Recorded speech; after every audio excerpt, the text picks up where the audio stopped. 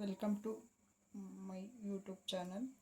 ಎಲ್ಲರೂ ಪಡ್ಲುಕಾಯಲ್ಲಿ ಪಲ್ಯ ಮತ್ತು ಗೊಜ್ಜು ತೋರಿಸ್ತಾರೆ. ನಾನು ಉಪ್ಪು ಸಾಂಬಾರು ಮಾಡಿ ತೋರಿಸ್ತೀನಿ. ಬನ್ನಿ ಫ್ರೆಂಡ್ಸ್, ಯಾವ ಥರ ಹೇಗೆ ಅಂತ ನೋಡೋರಿ. ಈ ಥರ ಮೇಲ್ಗಡೆ ಸಿಪ್ಪೆ ತಕ್ಕೋಬೇಕು.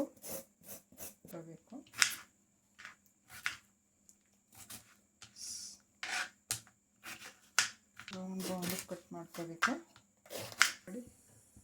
ಈ ಕಡಾಯಲ್ಲಿ ಒಂದು ಲೋಟ ನೀರು, ಸ್ಟವ್ ಆನ್ ಮಾಡಿಕೊಂಡು ಒಂದೂವರೆ ಲೋಟದಷ್ಟು ನೀರು ಕಾದಿದೆ. ಕಾದಾದ್ಮೇಲೆ ಕಡಲೆಕಾಯಿ ಹಾಕ್ಕೊಳ್ಳೋದು.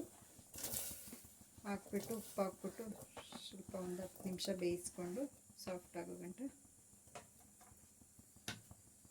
ಬೇಕು. ರುಚಿಗೆ ತಕ್ಕಷ್ಟು ಉಪ್ಪು ಹಾಕೋದು.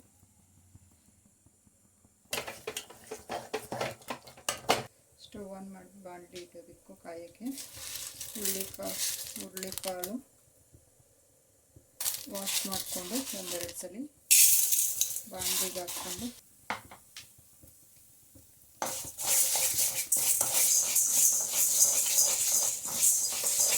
ಫ್ರೆಂಡ್ಸ್, ರಾಗಿ ಮುದ್ದೆ ಫ್ರೆಂಡ್ಸ್. ಮುದ್ದೆಗೆ ನೀರಿಟ್ಬಿಟ್ಟು ಸ್ವಲ್ಪ ಹಸಿಟ್ಟು ಹಾಕಿದ್ದೀನಿ. ಮುದ್ದೆ ಈ ಥರ 10 ನಿಮಿಷಕ್ಕೆ ಬೆಂದೋಗಿದೆ ಸಾಫ್ಟಾಗಿ.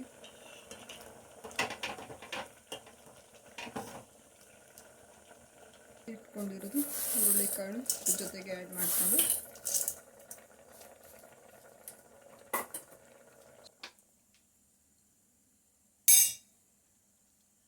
ಸ್ಟವ್ ಆಫ್ ಮಾಡಿಕೊಂಡು ಈ ಥರ ಬಗ್ಗಿಸ್ಕೋಬೇಕು.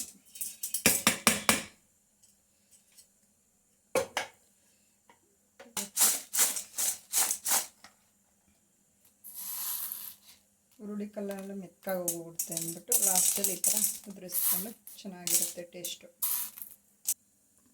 ಸ್ಟವ್ ಆನ್ ಮಾಡಿ ಬಾಣಲಿ ಇಟ್ಟಿದ್ದೀನಿ. ಬಾಣಲಿ ಕಾದಾದ್ಮೇಲೆ 2 ರಿಂದ 3 ಟೇಬಲ್ ಸ್ಪೂನ್ ಸಾಸಿವೆ, ಎಣ್ಣೆ ಕಾದಾದ್ಮೇಲೆ ಸಾಸಿವೆ, ಮೆಣಸಿನ್ಕಾಯಿ 2 ರಿಂದ 3 ಬೌಲ್ ಗಂಟ ಸ್ವಲ್ಪ ಸ್ಲಿಮ್ಮಾಗಿ ಇಟ್ಬಿಟ್ಟು ಮೆಣಸಿನ್ಕಾಯಿ ಹಾಕಿದ್ದೀನಿ. ಈರುಳ್ಳಿ ಹೆಚ್ಕೊಂಡಿದ್ದೀನಿ ದೊಡ್ಡದೊಂದು. ಮೆಣಸಿನ್ಕಾಯಿ ಈರುಳ್ಳಿ ಚೆನ್ನಾಗಿ ಫ್ರೈ ಆಗಬೇಕು. ಎಣ್ಣೆಲಿ ಸ್ವಲ್ಪ ಕರಿಬೇವಿನ ಸೊಪ್ಪು,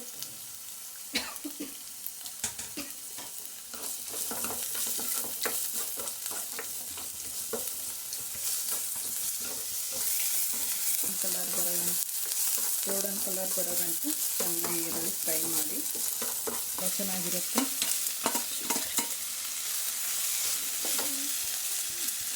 ಸ್ವಲ್ಪ ಪಡ್ಲುಕಾಯಿ ಹಾಕಿ ಹುರುಳಿಕಾಳು ಹಾಕಿ ಚೆನ್ನಾಗಿ ಫ್ರೈ ಮಾಡ್ಕೊಳ್ಳಿ.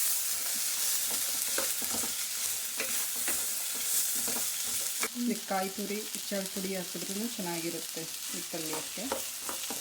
ಅದು ಈಗ ಆಗ್ತಾಯಿಲ್ಲ, ಒಂದ್ಸಲಿ ನೆಕ್ಸ್ಟ್ ಟೈಮ್ ತೋರಿಸ್ತೀನಿ ನಾನು. ಸ್ವಲ್ಪ ಧನಿಯಾ ಪುಡಿ ಆ್ಯಡ್ ಮಾಡ್ತಾಯಿದ್ದೀನಿ.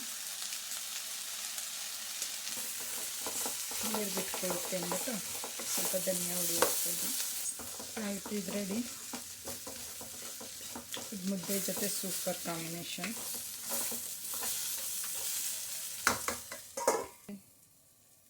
ರೆಡಿ ಆಗ್ತಿದೆ.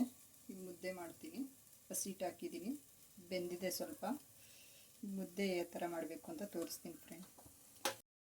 ಈ ಥರ ಮುದ್ದೆ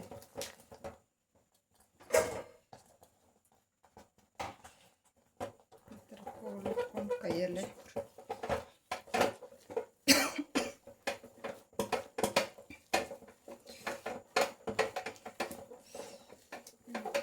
ಸ್ಟವ್ ಮೇಲೆ ಇಟ್ಕೊಂಡು ಮುದ್ದೆ ಕೈಯಲ್ಲಿ ಈ ಥರ. ರಾಗಿ ಮುದ್ದೆ ರೆಡಿ ಫ್ರೆಂಡ್. ಈ ಥರ ಕಟ್ಕೊಂಡು ಉಪ್ಸಾರು ಜೊತೆ ತಿಂತಾಯಿದ್ರೆ ತುಂಬಾ ಚೆನ್ನಾಗಿರುತ್ತೆ.